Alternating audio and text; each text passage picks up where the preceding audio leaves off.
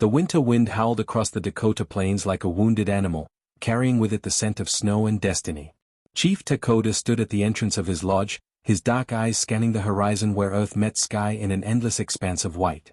He was a man carved from the same stone as the Black Hills themselves, 30 winters old, with shoulders broad enough to carry the weight of his people's future. Yet tonight, that future felt heavier than ever. His younger brother Chaitan approached through the swirling snow, his face bearing news that would shatter the careful isolation Lakota had built around his heart. The two men stood in silence for a moment, their breath forming clouds in the freezing air. Chaitan's eyes held sympathy and something else, concern, perhaps, or warning. "The council has spoken," Chaitan said finally, his voice barely audible above the wind.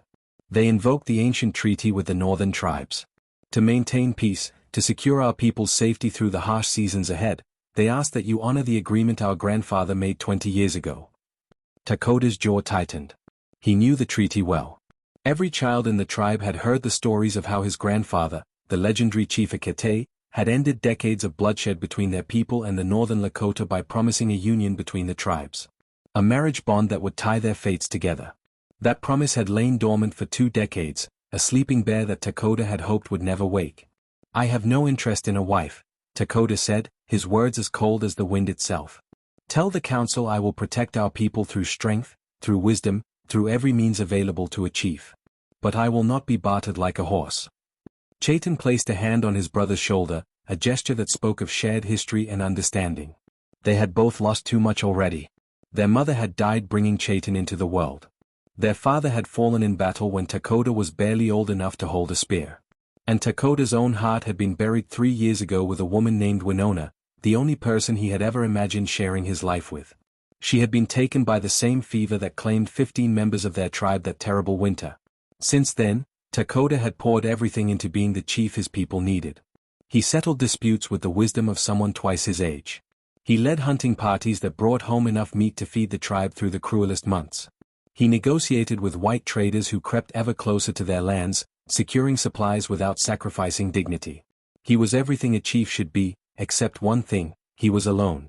"The northern tribe sends her in 3 days, Chaitan continued, his grip on Lakota's shoulder tightening. "The council believes refusing her will be seen as an act of aggression. We cannot afford war, brother. Our food stores are lower than they should be. The buffalo herds have moved farther west. Half our warriors are young and untested. If the northern tribes unite against us—" "I know the stakes," Lakota interrupted, turning away from the horizon to face his brother. In Chaitan's eyes, he saw the reflection of his own burden. His brother was not just a sibling but his closest advisor, the one person who could speak truth without fear. But what kind of marriage is built on obligation? What kind of life is that for her or for me? "Perhaps the same kind our grandparents had," Chaitan offered gently. "They say grandfather and grandmother barely spoke for the first year of their union. Yet they grew to love each other with a fierceness that became legend. Love can grow from many seeds, brother. Duty is not the worst of them." Lakota walked back into his lodge, leaving Chaitan standing in the snow. Inside, the fire cast dancing shadows on the walls decorated with the history of his lineage. Weapons from battles won. Ceremonial dress from seasons of plenty. A cradle board that had once held him, and before that, his father. Every object spoke of continuity, of sacrifice, of putting the tribe before self. He sat cross-legged before the fire and closed his eyes. In 3 days, a stranger would arrive at his door. A woman he had never met, from people he barely knew. She would become his wife, share his home, perhaps bear his children. The thought filled him not with anticipation but with a hollow ache. He had loved once, deeply and purely. What remained of his heart felt too scarred for such vulnerability again. Outside, the wind continued its lonely song, and somewhere beyond the mountains, a woman prepared for a journey that would change both their lives forever. Dawn broke over the camp 3 days later with a pale, reluctant light. Lakota had barely slept, his mind circling the coming event like a hawk over prey. He dressed carefully in his ceremonial clothes, leather adorned with intricate beadwork his mother had created before her death, a shirt that had witnessed every important moment of his chieftaincy. If he must play this role, he would honor it completely, even if his heart remained distant from the performance. The entire tribe gathered in the central clearing despite the bitter cold. Children darted between adults, their excitement untainted by the political weight of the occasion. Elders stood in positions of honor, their weathered faces impossible to read. Dakota saw approval in some eyes, concern in others. Everyone understood what this union meant for their survival, but the personal cost fell on him alone. Chaitin stood at his right hand, dressed equally fine, serving as both brother and witness. To his left stood Grandmother Zitkala, the tribe's eldest member and keeper of traditions. Her presence blessed the ceremony with legitimacy and history. She had known Dakota since birth, had guided him through grief and triumph alike. Now she would oversee his binding to a stranger. The sound reached them before the sight, horses moving through snow, voices calling in greeting. Then they appeared through the morning mist, a group of 10 riders from the northern tribe. The warriors flanked the procession protectively, their painted faces and weapons more ceremonial than threatening. In the center, mounted on a gray mare that moved with unusual grace, rode the woman who would become his wife. Dakota's breath caught despite himself. She sat straight-backed and proud, wrapped in furs that couldn't hide her slender frame. As the group drew closer, he could make out more details. She was young, perhaps 22 or 23 winters, with features that carried the strong beauty of her people. But it was her eyes that struck him, dark and intelligent, scanning everything with an intensity that matched his own. This was no timid girl being sent away from home. This was a woman arriving at a battlefield, armored and ready. The northern tribe's leader, a grizzled warrior named Metu, dismounted first. He approached Dakota with the formal dignity such moments required, clasping forearms in the traditional greeting. Behind the ritual politeness, Dakota sensed evaluation. Metu was measuring him, determining if his niece was being given to someone worthy or being sacrificed to politics. Chief Dakota, Metu's voice carried across the silent gathering. We come honoring the treaty made by your grandfather and our father. We bring Kimema, daughter of my late brother, woman of courage and skill. She comes freely, understanding the honor and burden of uniting our peoples.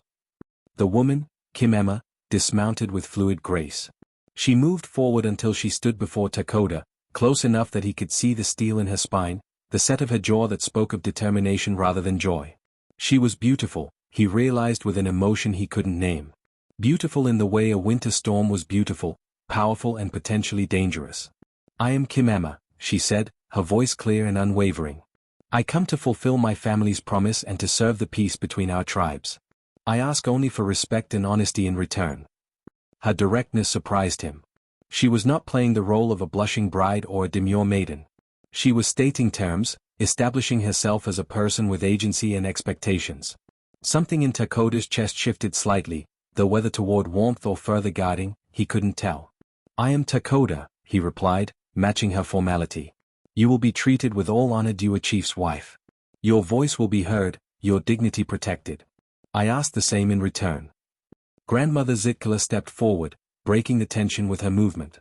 She carried a ceremonial blanket, woven with symbols of unity and strength. The ritual was ancient, its words worn smooth by centuries of repetition. She draped the blanket across both their shoulders, binding them together in the eyes of the tribe, the spirits, and tradition itself. The words that followed blurred in Dakota's mind. He spoke his part automatically, years of training making his responses perfect even as his thoughts wandered. He was acutely aware of Kimema beside him, her warmth radiating through the shared blanket, her breathing steady and controlled. She smelled of pine smoke and winter air, scents both foreign and familiar. When the ceremony concluded, the tribes erupted in celebration. Food appeared from seemingly nowhere, roasted meat, dried berries, precious corn saved for special occasions. Drums began their rhythmic heartbeat, and dancers moved in patterns that told stories of unity and hope. Dakota and Kimema sat together at the place of honor, expected to appear content while strangers celebrated their binding. This is not what you wanted, Kimema said quietly, her words meant only for his ears beneath the celebration's noise. Dakota turned to face her, startled by her bluntness. Up close, he could see a small scar above her right eyebrow, a slight asymmetry to her features that somehow made her more striking. Nor you, I suspect. A ghost of a smile crossed her lips. No. I expected to choose my own path. But we are not always given such luxury, are we? We are born to families, to tribes, to responsibilities larger than our individual desires. Her words echoed his own thoughts so precisely that he felt unexpectedly seen. This woman he had steeled himself against understanding him was disorienting. He had prepared for resentment, for awkwardness, for painful silence. He had not prepared for kinship. The celebration continued as the day wore into evening, but Dakota's awareness had narrowed to the woman beside him. The wedding celebration lasted 3 days, as tradition demanded. Visitors from the northern tribe remained in honored positions, their presence both diplomatic gesture and subtle reminder that the union was being watched, evaluated, judged. Lakota moved through the festivities with practiced ease, playing the role of satisfied bridegroom while maintaining an emotional distance that had become second nature to him over the past 3 years. Kimema matched him perfectly in this dance of appearances. She smiled at appropriate moments, accepted gifts from well-wishers with grace, and participated in the women's ceremonies without hesitation. Yet Lakota noticed how her eyes grew distant during quiet moments, how her shoulders held tension that never fully released. They were two accomplished performers sharing a stage, neither quite believing the story they enacted. On the 4th morning, the northern tribe departed. Mutu approached Lakota privately before leaving, his weathered hand gripping the younger chief's shoulder with surprising strength.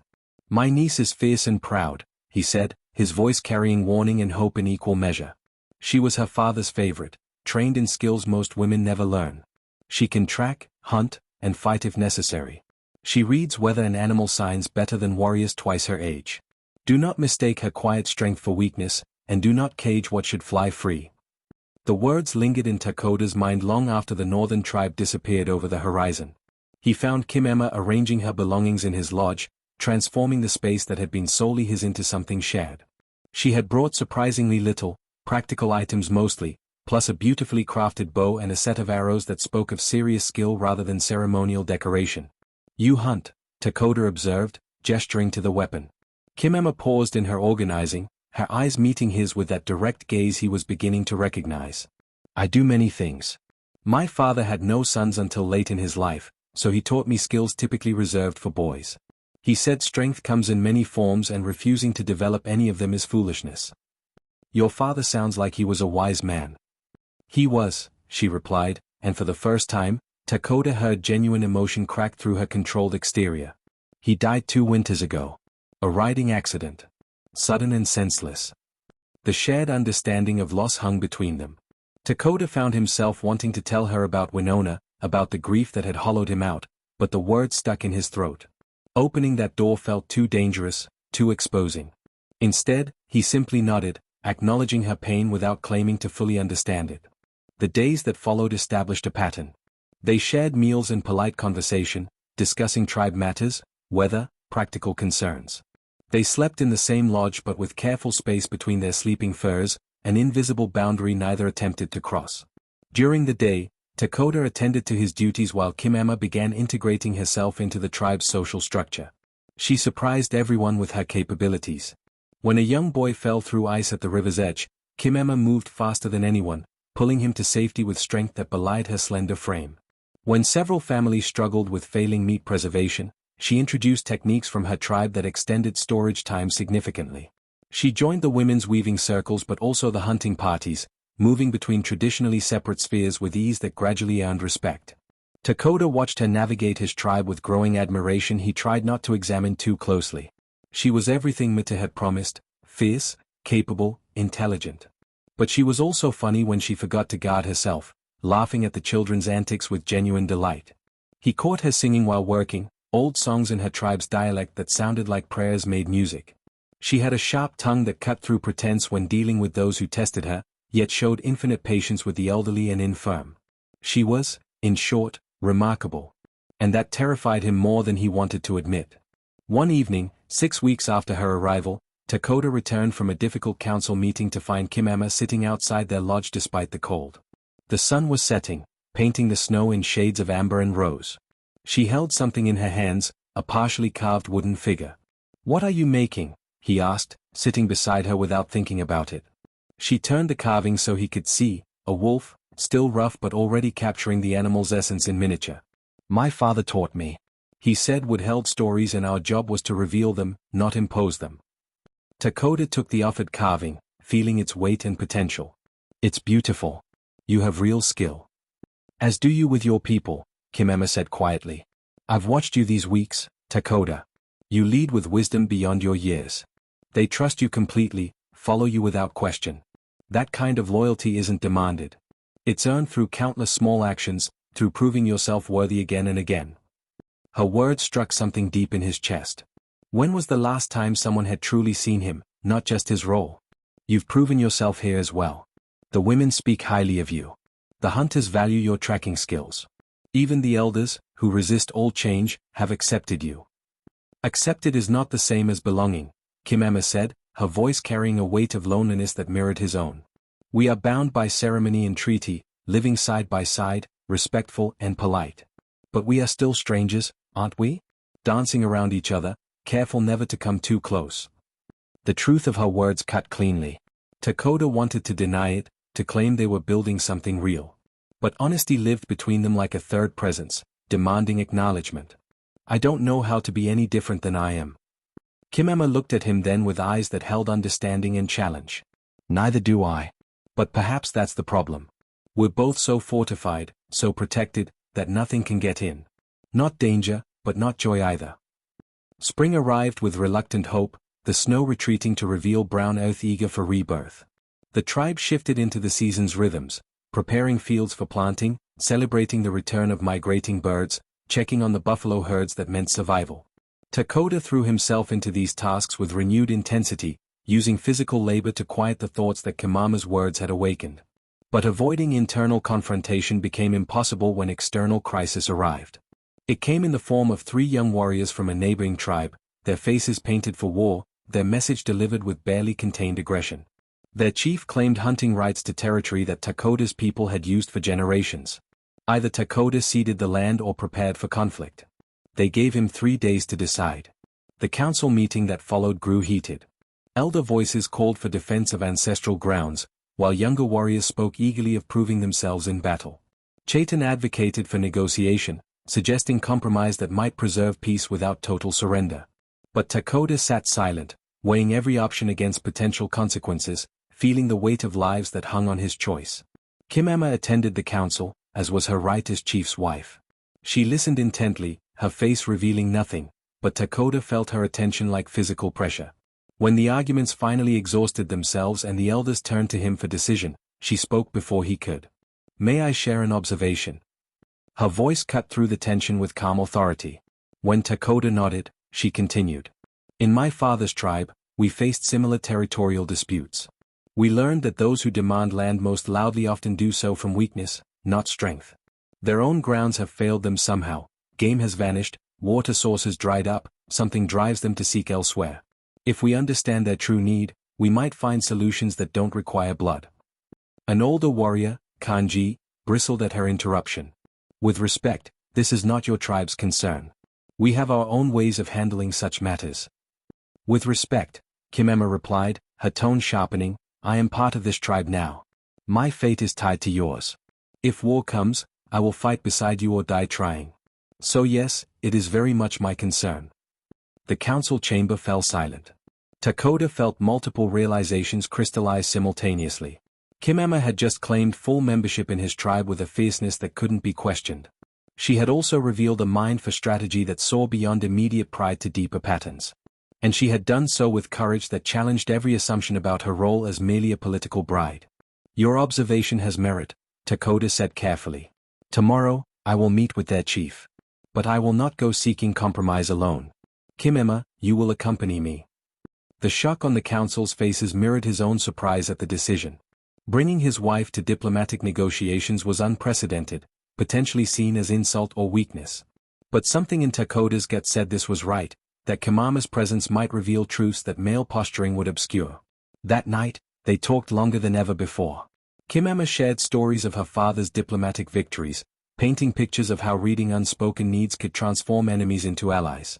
Dakota found himself responding with his own experiences, admitting doubts and fears he typically buried beneath certainty.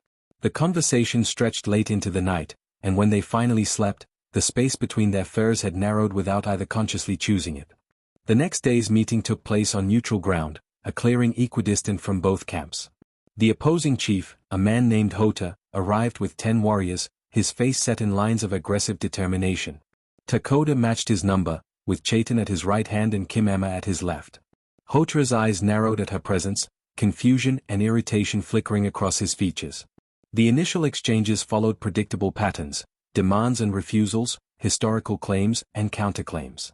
But Dakota watched Hota carefully, using the skills Kim Emma had described. Beneath the bluster, he saw something else. Desperation. The slight thinness to the warrior's frames. The way Hotra's eyes flickered when discussing hunting grounds, revealing more than his words admitted. The buffalo have not returned to your lands this season, Dakota said suddenly, not framing it as a question. Hotra's face went carefully blank, which was answer enough. Kimema leaned forward slightly, her voice gentle but clear. Nor have they returned to ours in the numbers we need. The herds move in patterns we don't fully understand, responding to factors beyond our control. This season, they have favored the western valleys. What are you suggesting? Hota asked, suspicion and hope warring in his tone. That we hunt together, Dakota said, the idea forming as he spoke it. Your hunters know signs and techniques my people don't.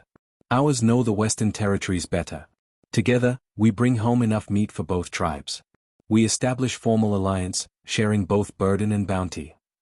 The silence that followed felt fragile, balanced on the edge of possibility or rejection. Then Hota did something unexpected. He laughed, a sound of genuine relief breaking through practiced hostility. Your wife's presence makes sense now. She taught you to look deeper than the surface challenge.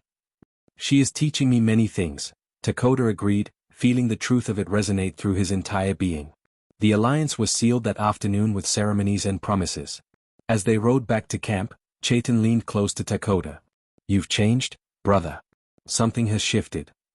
Dakota glanced at Kimema, who rode with her face turned toward the setting sun, looking like she belonged to both earth and sky. Perhaps I'm finally learning that strength isn't always about standing alone. The joint hunt began 2 weeks later, a massive undertaking that brought both tribes together in temporary alliance. Nearly 50 hunters moved across the plains in coordinated patterns that had been refined through generations of tracking the great herds. Dakota led one group while Hota commanded another, their strategies interwoven like braided rope, each strengthening the other. Kimema rode with the hunters despite initial resistance from traditionalists in both tribes. She had proven her skills too thoroughly to deny, and her ability to read terrain and animal behavior made her invaluable. Dakota watched her move through the landscape with belonging that came from deep connection rather than mere familiarity. She seemed to hear what the earth whispered, to understand the language of wind and grass. On the third day, they found the herd, hundreds of buffalo moving in their ancient patterns, massive and powerful and essential. The hunt itself was organized chaos, requiring absolute trust between warriors who had nearly gone to war against each other weeks before. Dakota rode hard, his focus narrowed to the immediate demands of the chase, but some part of him remained always aware of where Kimema positioned herself, ensuring she stayed safe even as she took down her own kills with impressive accuracy. When the hunt concluded successfully, both tribes feasted together. The celebration carried different energy than the wedding festivities. This was joy earned through shared risk and cooperation. Songs mixed between the groups, languages blending, children playing together without the suspicion their parents once held. Dakota sat with Hota, and their conversation moved beyond diplomacy into genuine friendship. They discovered shared challenges, similar values, common hopes for their people's futures. You have built something remarkable here, Hota observed, gesturing to the mingled tribes. But the foundation is her, isn't it? He nodded toward Kimema, who sat surrounded by hunters from both groups, animatedly describing some tracking technique with her hands painting pictures in the air. I didn't want this marriage, Dakota admitted, the words emerging easier than he expected. I fought against it, resented the obligation, kept myself distant and protected. I was so focused on what I had lost that I couldn't see what was being offered. And now? Hota asked with the directness of new friendship. Dakota considered the question seriously. Over the past months, Kimema had become woven into the fabric of his daily existence. He found himself seeking her opinions on matters large and small. He noticed when she was absent, felt more complete when she was near.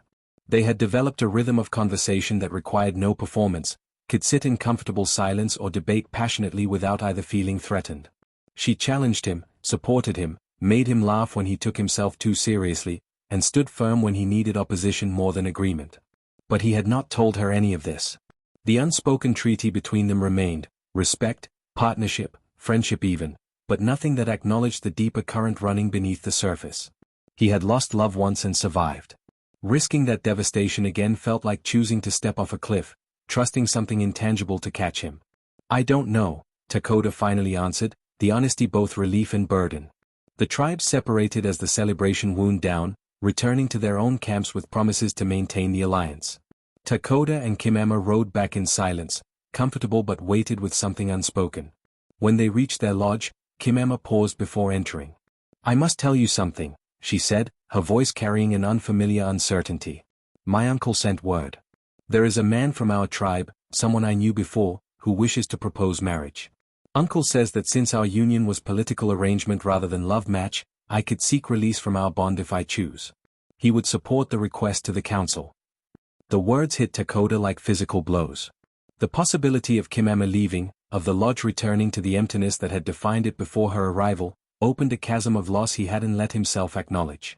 Every careful wall he had constructed, every protection he had built, suddenly revealed itself as the prison it truly was. "Do you wish to leave?" he asked, forcing his voice to remain steady. Kimema met his eyes with that direct gaze that had always seen through his defenses. "That depends entirely on whether I have reason to stay beyond duty." The moment crystallized with perfect clarity. This was the cliff edge, the choice point. He could maintain his safety, protect his scarred heart, let her go and return to the comfortable numbness he had mastered. Or he could speak the truth that terrified him, risk everything on the possibility that love could grow from the seeds of obligation into something neither had imagined. "When you arrived, I saw only the burden of obligation," Dakota began, the words flowing from somewhere deeper than thought. "I was so determined not to feel anything that I tried to make our marriage a business arrangement. But you refused to be kept at a distance. You challenged me, matched me, saw me not as a chief but as a man. You brought life back into spaces that had gone dark. You made me remember that surviving and living are not the same thing." He stepped closer, watching hope and caution war in her expression. "I don't know if what I feel is the same as what I felt before. It's different, built on choice rather than chance, on respect rather than just passion. But it's real, Kimema. You have become essential to me in ways I didn't think possible.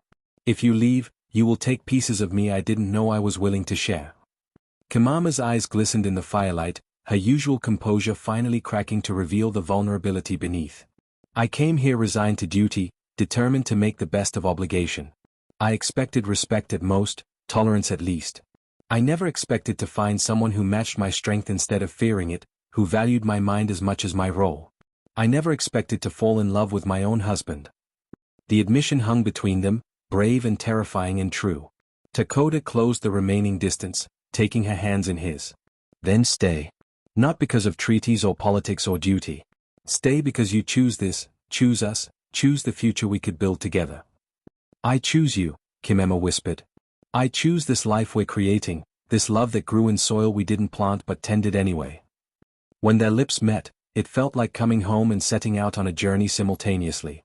The kiss held months of careful distance finally dissolved, walls crumbling to reveal the people they had been protecting. They held each other as the fire burned low, two people who had arrived at marriage through obligation but were choosing to remain through love.